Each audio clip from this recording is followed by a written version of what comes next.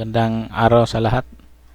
So ngayon mag-walk through tayo sa isang KitPi Piso Wi-Fi na license.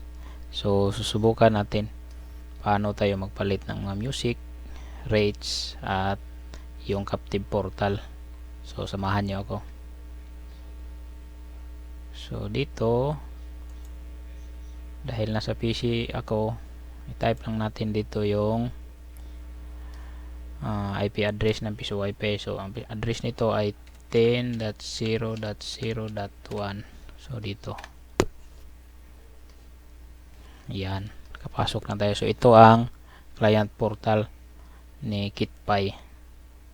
So dito makikita natin may insert coin at saka may time na ako, pero dadagdagan pa natin.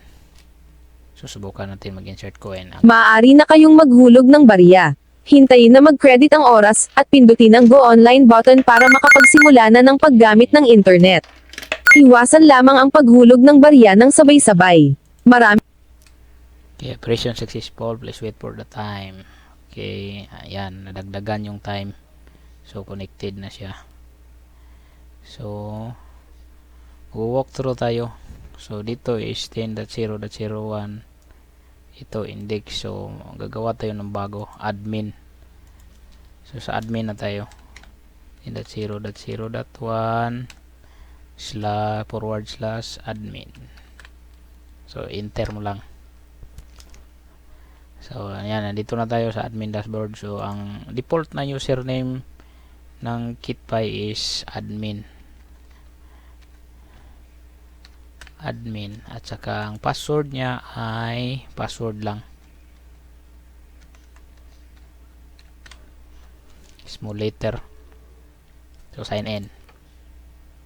Okay, login successful. So ito siya. Okay,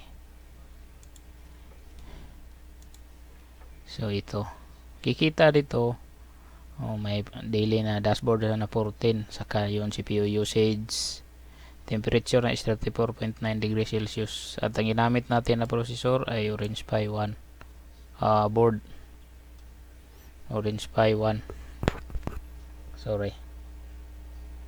Okay, dito kikita natin isa lang ang clients nito at ito lang ang ginagamit ko. So dito tayo sa Wi-Fi devices.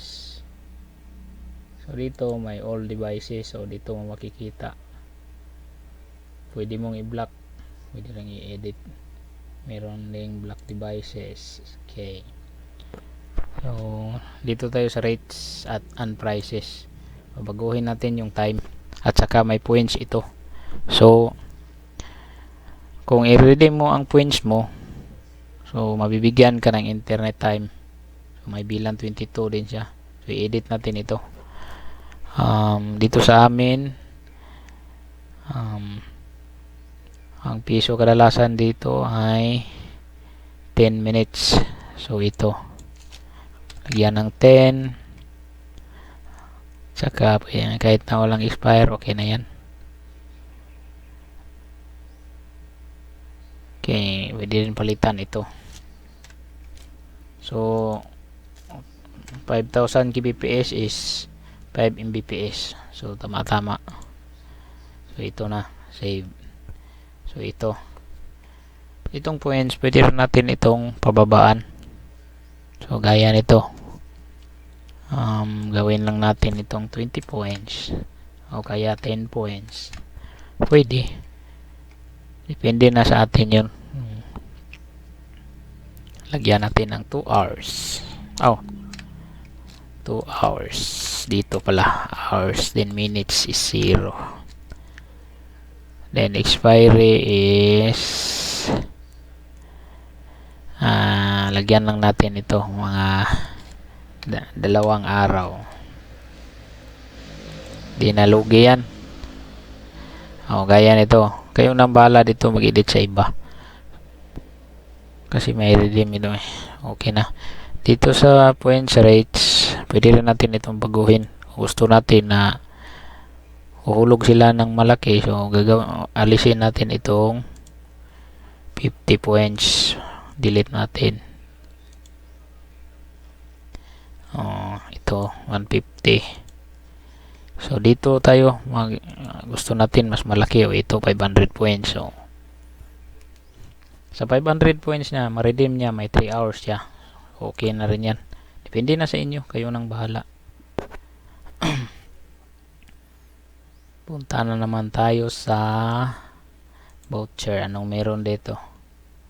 So dito ka mag-generate ng voucher. So hindi tayo gagawa ng voucher ngayon. Meron pang send to Telegram. May receipt sales. Okay rin siya. So dito tayo networks. Okay, dito may speed test din.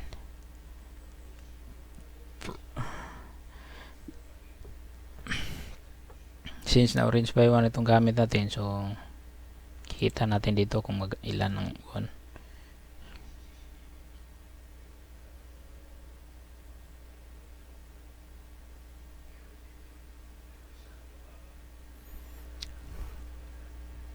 Hoy, ba't ganon?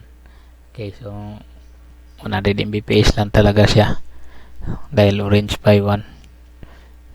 Okay lang yan. So dito tayo ngayon sa web portal. Dito. Ito. So captive portal tayo. Subukan natin itong baguhin. Pero itong HTML niya, hindi na lang natin ito baguhin. Hayaan na lang natin ito.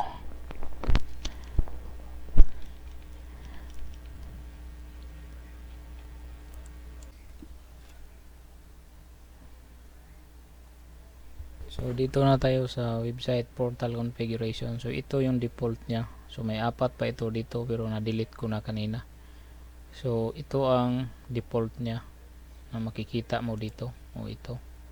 So ngayon susubukan nating palitan natin. Okay, hanap tayo ng files. Dito. Ito. So upload mo lang. Okay, naka-PNG siya. Ito na siya. Kikita nyo ito. Ito na siya. So, yan. Ito na siya ang magiging mukha nito. So, subukan natin. Dito, refresh natin ito. Yan. So, mas iba pag sa cellphone, mas kuhang-kuha lahat yung mukha nito. So dito tayo, balik tayo.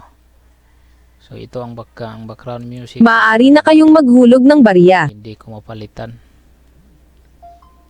So insert coin button, enable mo lang. Insert coin timer kung masyadong matagal yung 60 seconds, so gawin natin tong 30 seconds lang.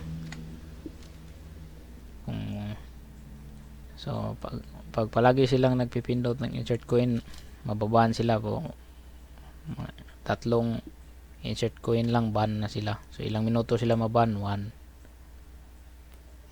Ito siya, butcher button. Butcher, wag na, no, hindi ko na yan palitan. May pirates button, so dapat naka-enable yan para makita nila. So kung gusto nyong may post yung time nyo para hindi naman masyadong lugi yung customer, so enable mo lang. So nakadepende na rin sa inyo kung magkano yung ilagay nyo. Pwede 10, pwede unlimited dito. So depende na. Post limit control. So i-enable natin ito.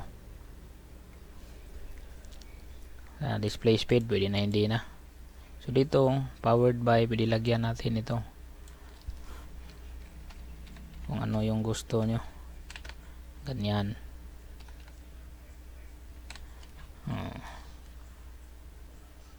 Okay. Save lang, save. Hanapin muna natin, masyadong maraming ito, save. Okay, yan. So makikita mo dito, bumalik ito sa default. So titingnan natin dito kung bumalik ba. Refresh natin. Okay, hindi siya bumalik. So okay siya.